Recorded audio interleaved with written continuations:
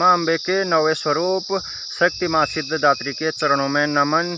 तो आज नवरात्रि का 9वां दिन है, तो माँ अम्बे की कृपा दृष्टि आप सभी लोगों पर बने रहे। तो करते हैं इसी शुभकामना के साथ एक और नई वीडियो की शुरुआत। तो हेलो एवरीवन, नमस्कार। मेरे बिनेगी देवभूमि उत्तराखंड रुद्रप्रयाग जिले से और स्वागत है आप सभी का देवभूमि उत्तराखंड की इन खूबसूरत हसीन वादियों से। बाकी आज की वीडियो की शुरुआत हो रही है मॉर्निंग के 9:30 बजे से और अभी के टाइम पे आज मैं फिर से हूँ अपने यहाँ की शहर में। जैसे कि आप लोगों को पता ही होगा, आजकल हमारे यहाँ पे हल लगाने वाला काम चल रहा है। तो फिलहाल एक बार आप लोगों को आज का मौसम दिखा देते हैं। तो मौसम देख पा रहे होंगे, आज एक बार फिर से मौसम जैसे का तैसा है, यानी नीला नीला आसमान आप लोगों को दिखाई दे रहा होगा और चमचमाती हुई धूप खिल रखी है।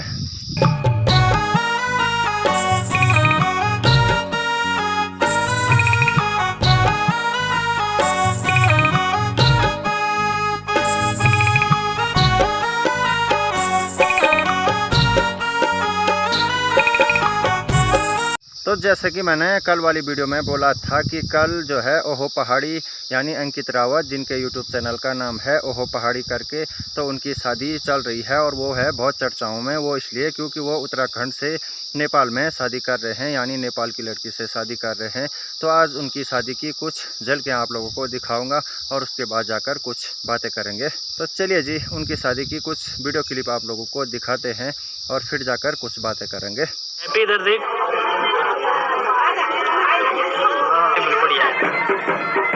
और ये अपनी पहाड़ी रस्में होती है, कलावा बांधना।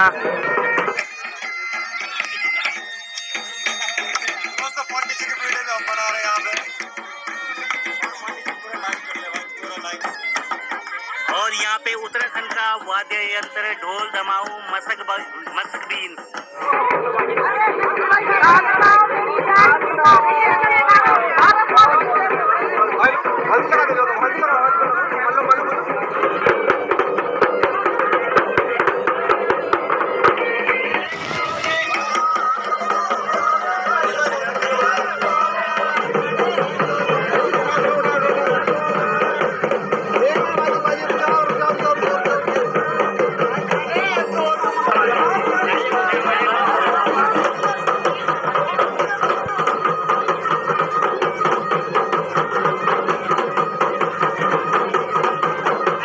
तो वैसे तो नेपाली लड़कियों से बहुत सारे लोगों ने इंडिया से या उत्तराखंड से शादी करी होगी, बट वो शादियां जो है ना चर्चा में नहीं थी। जैसे कि मैंने कल वाली वीडियो में भी बोला था कि ये उत्तराखंड के एक मशहूर यूट्यूबर हैं, तो इसलिए इनकी शादी थोड़ा चर्चाओं में है।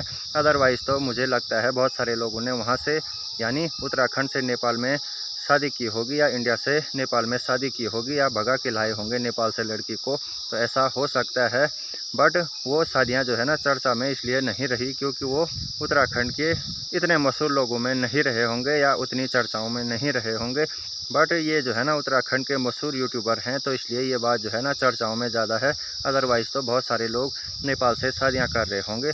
और एक अच्छी बात भी है भाई, ये जब उत्तराखंड में लड़कियाँ इतनी आसानी से नहीं मिल पा रही हैं या उत्तराखंड की लड़कियों की मांगें हाई लेवल की है, उनको सरकारी जॉब वाले लड़के चाहिए या बड़े बड़े शहरों में बाहर कहीं पे मकान होना चाहिए, तो ऐसी मांगें उत्तराखंड की लड़कियों की हैं। तो इसलिए आजकल अब लोग जो है ना कहीं बाहर वाले देशों में लड़कियों की तलाश में हैं या बाहर वाले देश में शादी करने की सोच रहे हैं, कुछ इस प्रकार से। जैसे कि ओहो पहाड़ी अंकित रावत ने नेपाल में शादी की, तो बहुत सारे लोग अब इस चीज़ पे ध्यान देंगे और कहीं बाहर शादी करने की सोचेंगे, क्योंकि उत्तराखंड में लड़कियों की मांगें हाई लेवल की हैं।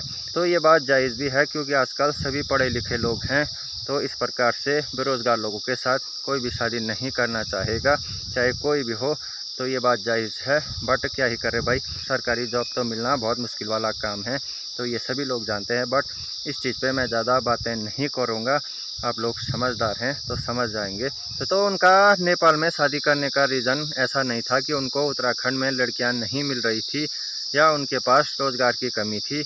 उनकी लव मैरिज शादी है, तो उनको जो है नेपाली लड़की पसंद आ गई थी और नेपाली लड़की को वो पसंद आ गए थे, तो इसलिए उन्होंने नेपाल में शादी की, तो ऐसा नहीं है कि उनको उत्तराखंड में लड़कियां नहीं मिल रही थी या इंडिया में उनको लड़कियां नहीं मिल रही थी। तो वो टाइम अब नहीं रहा भाई, या वो ज़माना अब नहीं है जब नेपाली लोग जो है ना नेपाली भाषा के अलावा किसी और अन्य भाषा को नहीं जानते थे। बट आजकल क्या है कि सारे लोग एडवांस हैं और नेपाली लोग भी बहुत एडवांस लेवल के हो चुके हैं, यानी नेपाली लड़कियां भी गढ़वाली लैंग्वेज में भी बातें करती हैं और हिंदी लैंग्वेज तो आजकल आम है भाई, सभी लोग जानते हैं, चाहे वो बाहरी किसी देश के लोग भी हों। तो आप सभी लोग जानते हैं इस चीज़ को, आजकल सभी लोग एडवांस लेवल के हो चुके हैं, यानी बहुत भाषाओं का ज्ञान लोगों को हो चुका है। तो आप कहीं पे भी रिश्ता करो तो कॉम्प्रोमाइज़ करने में किसी भी प्रकार की दिक्कत नहीं होगी। तो एक नेपाली लड़की बनेगी उत्तराखंड की बहू। तो बाकी ये रहे भाई मेरे बैल, तो अब बैलों को भी घर के लिए ले जाता हूँ भाई।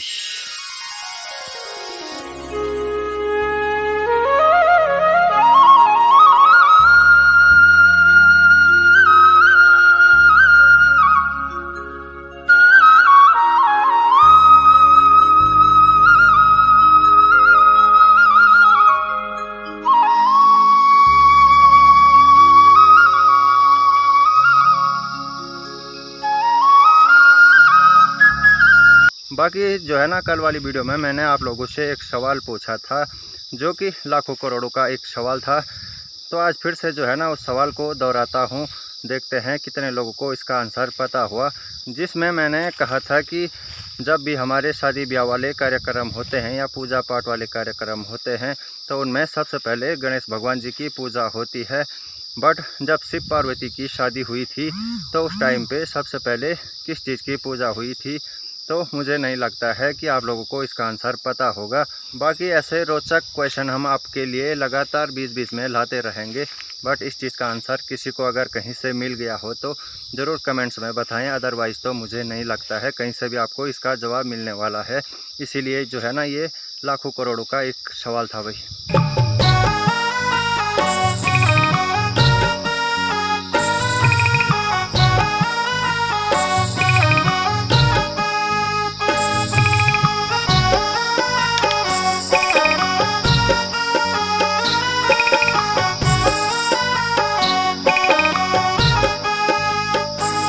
तो आज की वीडियो को मैं ज़्यादा लंबा चौड़ा नहीं खींचूँगा क्योंकि आज थकान लग गई है, क्योंकि अब तक मैं हल लगाने गया था। एक तो थकान लग गई है और दूसरे में भूख भी लग गई है भाई। तो अब फटाफट घर के लिए चलता हूँ। तो अगर आप लोगों को भी प्रकृति के इन सुंदर नज़ारों के साथ जुड़े रहना है, उत्तराखंडी रीति रिवाज संस्कृति के साथ जुड़े रहना है, घर गाँव से जुड़े रहना है, तो इस यूट्यूब चैनल को सब्सक्राइब कर दें। क्योंकि मैं इस यूट्यूब चैनल पे घर गांव से जुड़ी हुई उत्तराखंडी रीति रिवाज संस्कृति से जुड़ी हुई इन सुंदर पहाड़ों से जुड़ी हुई वीडियो लगातार अपलोड करता रहता हूं। तो चलिए जी आज की वीडियो को भी यहीं पे एंड करते हैं और मिलते हैं अगली वीडियो में, और वो वीडियो होगी और ख़ास।